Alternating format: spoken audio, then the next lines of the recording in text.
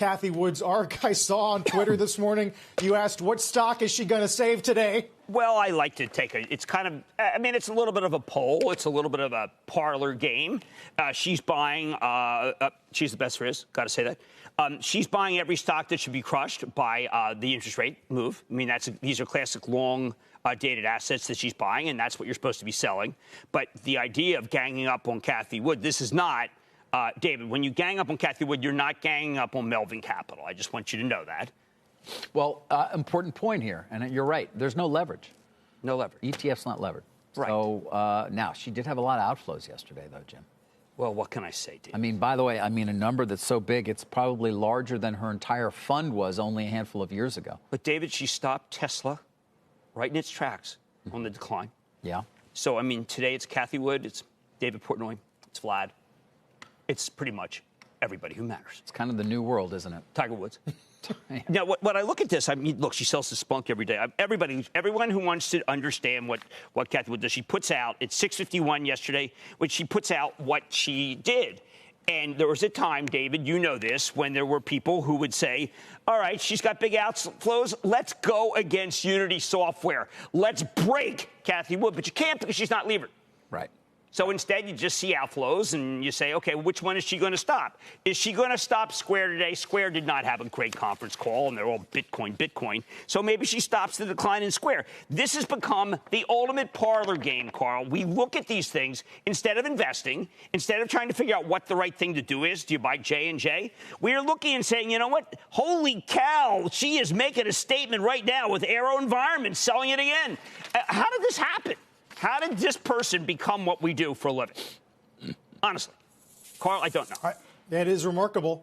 She's been coming on for years, but her influence has grown, as you said, more recently. Jim, I know you were watching this report out of CFRA talking about ripple effects potentially out of ARK, but they say we think they can manage their cash flow and use the liquidity of some of its large cap positions to mitigate any impact from those flows. Memo to Cathie Wood, close your fund. Close it. Listen to what the late Jack Bogle would say. Close it. Concentrate on performance, not on trying to deploy capital. It's okay. It's no sin. It's what the great ones do. Peter Lynch did it. I mean, you just close it. You don't just sit here and just keep taking in money and taking a look at what stock's down a lot and saying, you know what, I'm doing a cold shot. That's it, Tesla, 620. I'm done. Tesla goes higher. That's the kind of hubris. No, David, help me here. What do you want me to tell you? I don't know. I mean, listen, I think back to 25 years ago when we knew nothing about what any fund manager was. Forget 25 years ago. We knew nothing about anything back then, and it was impossible to get a hold of information other than to pick up your actual phone. I think they had push buttons. It wasn't rotary, but, you know, you'd pick up your phone and try and find things out. Now we actually get sent at the end of the day or in the morning every single trade that she made. It's amazing. Some of the transparency is helpful. It's interesting. And, you know, this is, as you say, something we go through. Remember, it's not just one fund. It's ARKF, it's ARKG, it's ARKK that she's buying and or selling for. I keep seeing every morning now, the second morning in a row, Discovery is is right at the top there.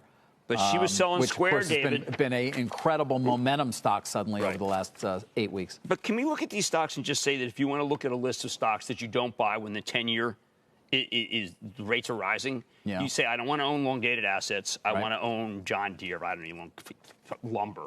And these are the kinds of stocks that should go down. But the people who are following her don't understand. Many do not understand the intricacies between long-dated assets and the rise in interest rates. So this could be one of the situations where the whole portfolio could fall because of interest rates.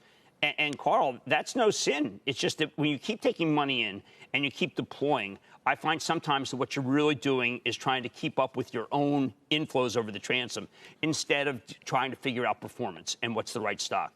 And that's where I think she is right now. I know I'm going to take a lot of heat for that, and I really love that because I am, in the end, Jimmy Chill. Shepard Smith here. Thanks for watching CNBC on YouTube.